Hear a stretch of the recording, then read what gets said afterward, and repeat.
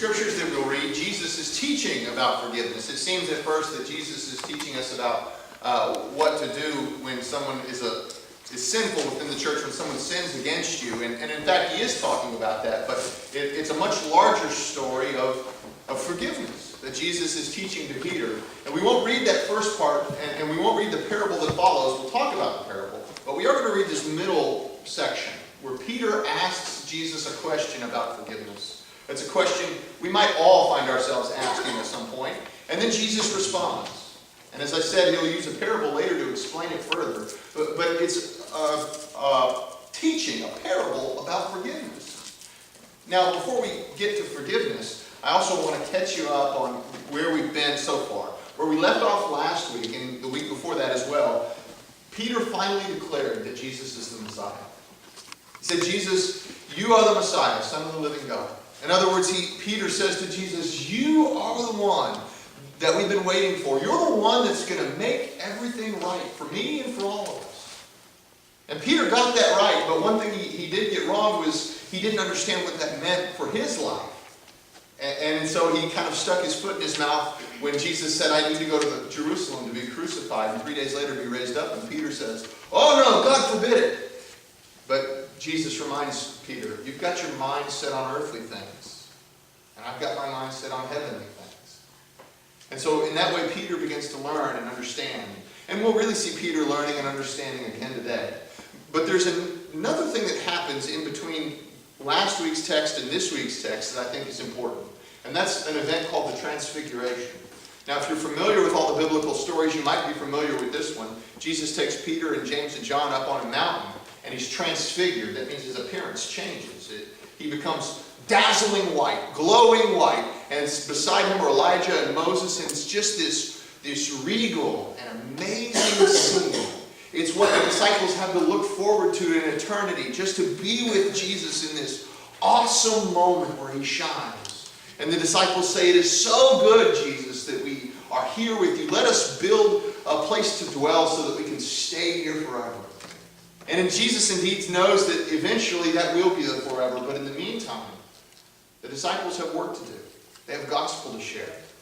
So he gives them this glimpse of glory and then asks them to go down the mountain, back into real life, back into humility, back into suffering, back into hard and difficult things to do, because the message of the gospel is so important. Because sharing that regal and glorious moment with everyone else is so vital. Jesus requires his disciples to come back down. And this is a moment where we open up Matthew's gospel, where we see him once again teaching about what it means to be humble and forgiving in the midst of this world down here while we're waiting to go to that Mount of Transfiguration ourselves. And really, in some respects, it would be almost easier for some of us to take up a physical cross. As Jesus says, take up your cross and follow me. It would be almost easier for some of us in some situations to literally take up a physical cross than it would be for some of us to forgive. It's hard to forgive. And we see that Peter illustrates how difficult it can be in the scriptures we read today. We read from Matthew's Gospel in the 18th chapter, verses 21 and 22. Let us listen for God's word. Then Peter came and said to him, Lord, if another member of the church sins against me, how often should I forgive? As many as 7 times? And Jesus said to him, not 7 times, but I tell you 77 times. This is the word of the Lord. Thanks be to God. I find myself often associating with Peter. I find myself in his shoes. Maybe you do too. Peter, especially at that moment where he declared Jesus as Messiah, I can appreciate that. We all, at some point in our Christian walk of faith, maybe some of you are not even there, you're toying with the idea of a Christian walk in faith. But at some point when you make a claim that Jesus is Messiah, that makes a claim on your life. Peter understood making Jesus the claim as him being Messiah, but he had trouble with that second part. And I think a lot of us do. We say, yes, we believe that Jesus Christ is the Son of God, the Messiah. And then we assume that we know all that entails, all that goes along with that, just like Peter did. And Jesus reminds Peter, no, Peter, you're missing the point. It means that you have to lay down your life and follow me. I find myself in Peter's shoes. There's also another moment in the Gospels, we didn't read this, but where Peter actually gets to a point where he walks on water. You know, we know Jesus walks on water, but Peter's actually one of the disciples that for a moment does the same thing. He steps out of the boat and walks on water. What an amazing feat. His faith must have really grown to get to that point. But much like Peter, I find myself in these amazing seasons of spiritual growth, and then as I'm out walking on the water, so to speak, I begin to look around and begin to get distracted. And just like Peter, in those moments I fall. When we don't keep our focus on Christ, on where He calls us and where He leads us in our life, we fall into the water just like Peter did. And today, we read another Peter moment, where Peter believes he understands forgiveness. He is a lot like us, friends. Peter is not a bad guy. He wants to forgive people. We see it in the text. He says, Lord, I'm happy forgiving people. How many times do you want me to forgive? 5? 6? I'll even go 7 times. What do you think, Jesus? I'll forgive people 7 times. I can forgive people to a point. Have you ever found yourself saying that? I can forgive people to a point.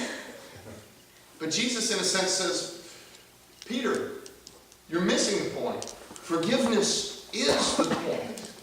He says, not 7 times, but 77.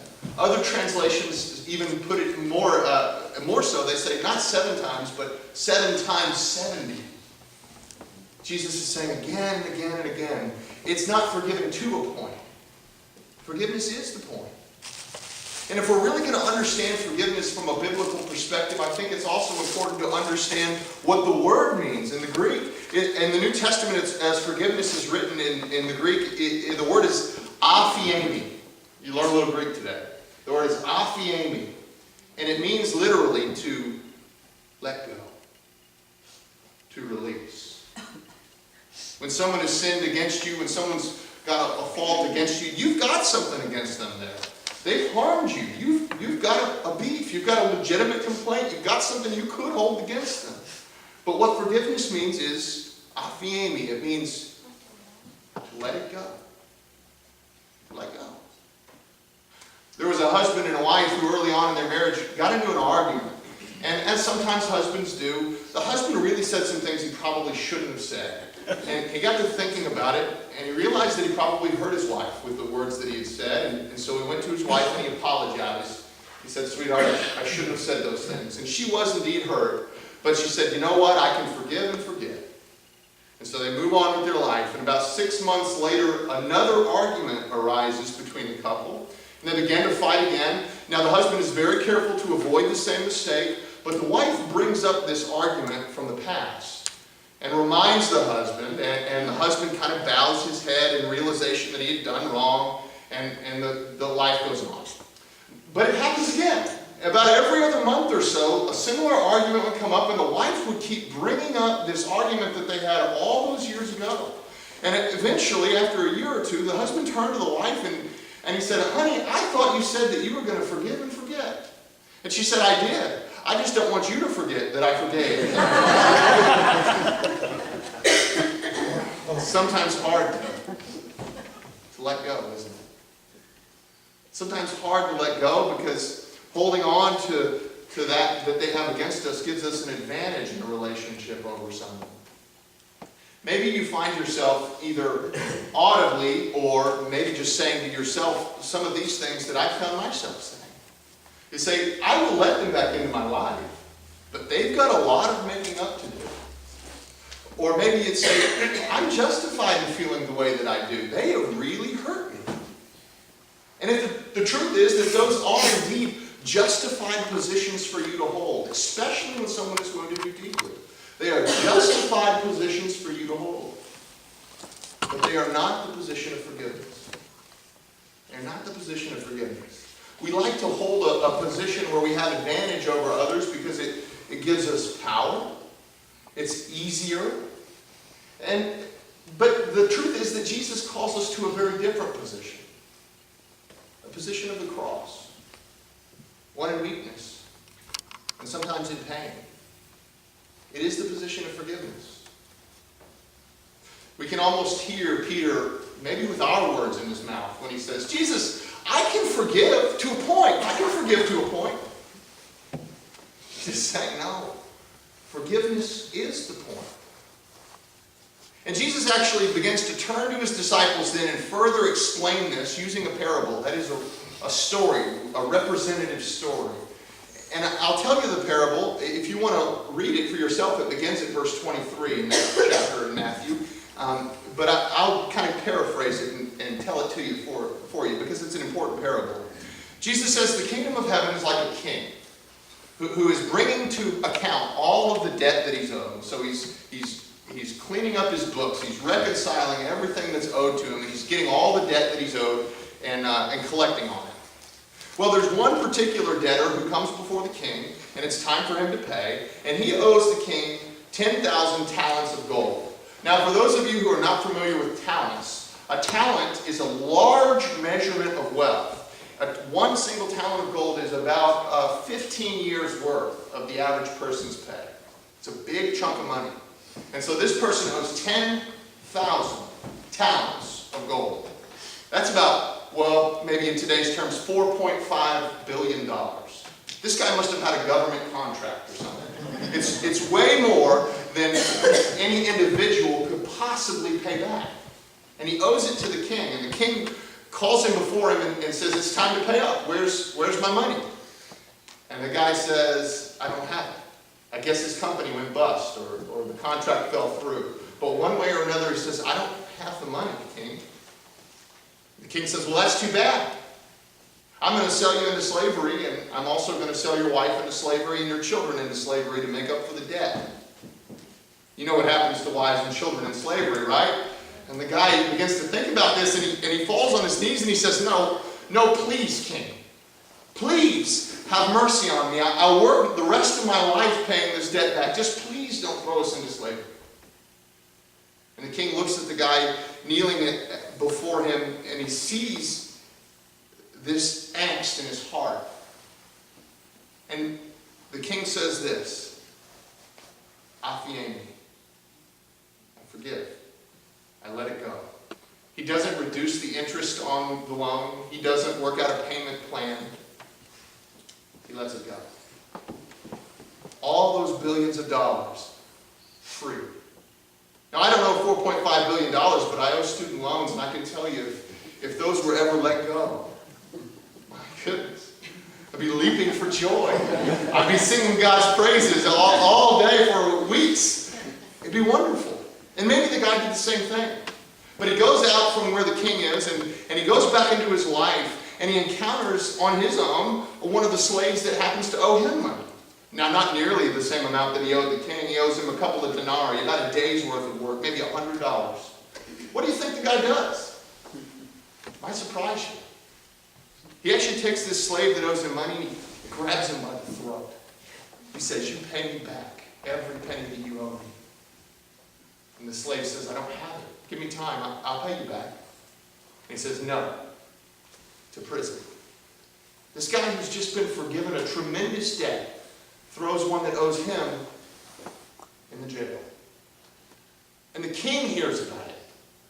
And he calls this servant before him and he says, what are you thinking? I forgave you this tremendous debt. And you go out and the first thing you do is try to get the pennies that someone else owes you? What are you thinking? You are a wicked slave, the king says. And I will throw you in the torture chamber, and I will torture you every day of your life until you pay back the debt, which we know he could never pay back. And then Jesus stops.